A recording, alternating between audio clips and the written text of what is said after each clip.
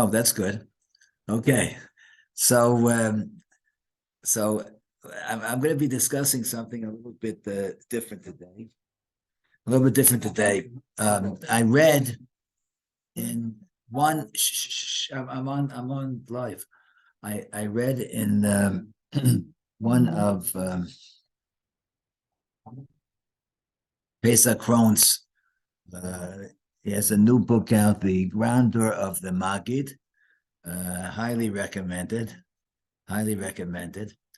And at the very end, he writes over there. He writes that somebody told him a one-liner. It was his birthday. It was his birthday, and someone told him that this is the day that Hashem decided that the world can no longer exist without you. Right? This day, your birthday, is the day that the Bari Olam decided that the world can no longer exist without you. So you had to be born. So he said he liked it very, very much. It's a one-liner. He liked it very, very much. It meant a lot to him, and he remembers it until today. So I asked myself, okay, it's like a beautiful thing, beautiful idea. Where does it come from? It has to have a source. It has to have a makor, right? You don't just say something that the world cannot exist without you. On your birthday, that's the day that Hashem decided the world cannot exist without you. Where does it come from? So, of course, it comes from the Mishnah and Sanhedrin. The Mishnah Sanhedrin that we've spoken about quite a few times. Very special Mishnah, Lamed Zayin Amid Aleph. And it says like this. Lefikach Nivra Adam Yechidi. It's Adam Rishon was created one person. And that was different than the rest, the entire creation, right? When it came to trees, multitudes. When it came to animals, thousands, all at once, right? Everything, the heavens, the stars, everything was created in number, a multitude. But Adam Arishon, he was created alone. He was created Yechidi. So Lefikach, the Mishnah says, Nivra Adam Yechidi, V'lametcha shekol ama'abed nefesh achat meYisrael. If Chas v'Sholom, someone destroys a nefesh, a Jew, Mala alav akasaf ke'ilu ibed olam malek. The Torah considers it that he destroyed an entire world, because each person, each Jew, is an entire world. But kol hamakayim nefesh achas b'Yisrael. If you save a person's life, save a Jewish life, it's as if you makayim an olam malek. Right. Lefikach it says, Kol chai, kol echad, ve'echad. A little bit later on the Mishnah, I skipped a bit. Everybody is chayev lomar b'shvili nivra olam. Every person is obligated to say, for me, the world was created. Right. Now let's think for a second, okay? The world was created for Adam Arishon. And he was a yechid, he was a one person. So the world existed not for the multitudes of animals or plant life, or they exist for man. So the whole world, the purpose of the world was for Adam Arishon. Right? Now I might think that Bishvali Nivra Olam, Hashem created the world because Adam was so chashav. You know, the Chazal say that his head was in the Shemayim, his feet was on earth. He was such an unbelievable. He wasn't born. Adam Rishon was created by the hands of the Borei Olam. So maybe Adam Rishon was so great that's when we say that the Olam Nivra, B'Shvili Nivra Ha'olam, we're talking about Adam Rishon because of his godless in mind, in emotion, in midas, and everything about him was godless. He was formed by Hashem. But no, it says the Fikach Chayev Adam Lomar. That means every person, you and I, right? We're chayev to say B'Shvili Nivra Ha'olam. Not just Adam Rishon with his godless and his chashivus, but every person, each one of us, we have to say B'Shvili Nivra Ha'olam. The world's created for me, and if the world was created for me, right? So let's think for a second, right? In other words, if there would have been nothing else in the world, no other human in the world was created for me. That means that my existence is the key of the world, right? That if there's been nobody else in the world, my existence would be the purpose for the world to exist. It doesn't exist for the forests and for the land masses and for the stars and for the animals. No, it exists for man. The world was created for man. And if there would be no one else in the world besides me, I'd still have to say, B'Shvili Nivra Ha'olam. The world was created for me, which means that's a source. That's true.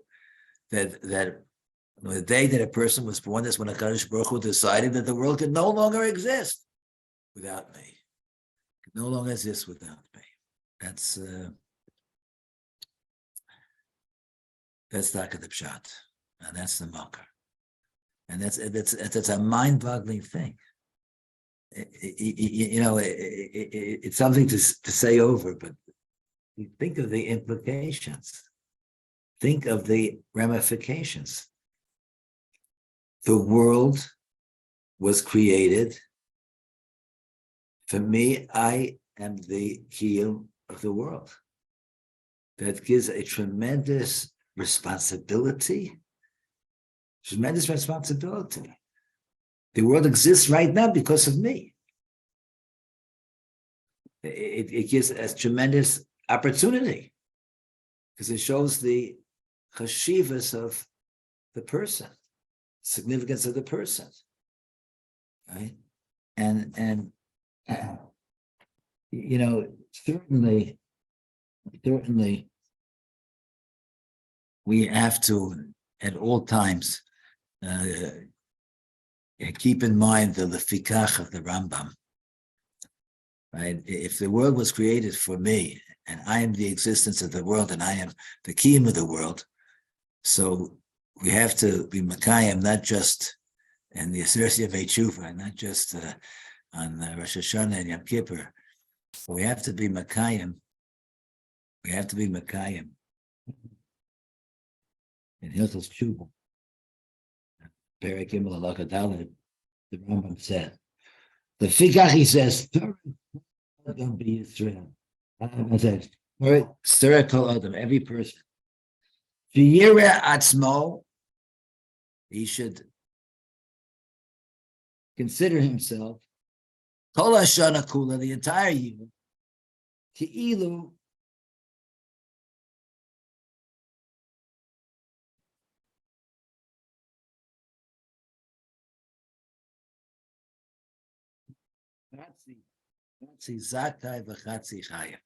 a person has to look upon himself as being half Zakai and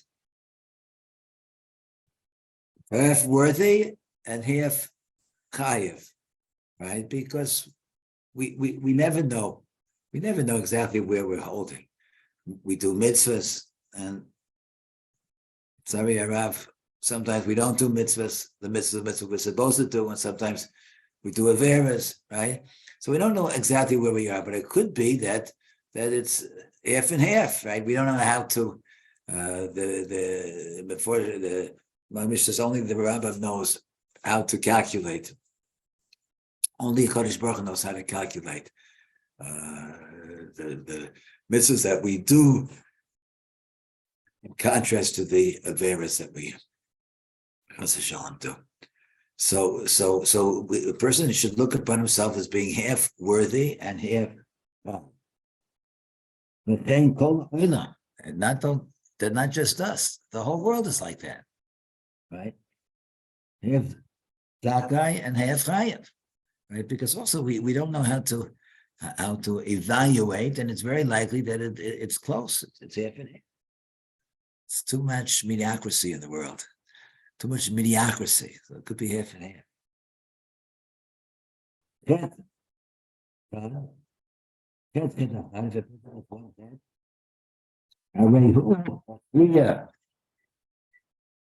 It's Atzmo. If he did one chet, so then he's going to force himself, and it's called the Ola, the Tzad Achet, Ashchas. If he does one mitzvah, he's going to be machriya himself and the entire world for good things.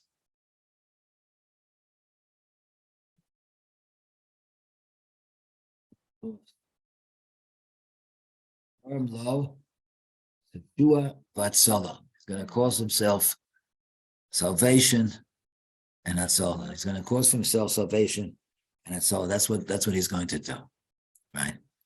So that's a tremendous opportunity. Look, it's not much mind-boggling to think about it, right?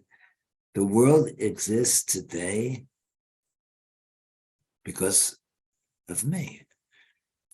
B'shali nivra olam, right? This is when Hashem decided that the world could not exist without me. If I am alive today, I am one of the. By the way, it doesn't mean that a person could be egotistical, right? Because every person can say b'shvili nivra ha'olam, and we have to treat other people because b'shvilo nivra ha'olam, right? Not just only b'shvil li, right? That's a very, very important thing. But if the world exists for me, so then I have this tremendous achrayus of constantly exploring where am I, what am I doing, am I serving Hashem properly, am I fulfilling my purpose in the world, am I doing the things that Hashem created me for? It's a whole perspective, as I called this sikha. It's a whole perspective of life, and it's mind-boggling. It's amazing. It's mind-boggling, right? But it gives us a whole new way to look at life, and I'll just end with a story. It's a little bit late, but I'll just end with a story that Shestel Abramsky Zatzal, right? He's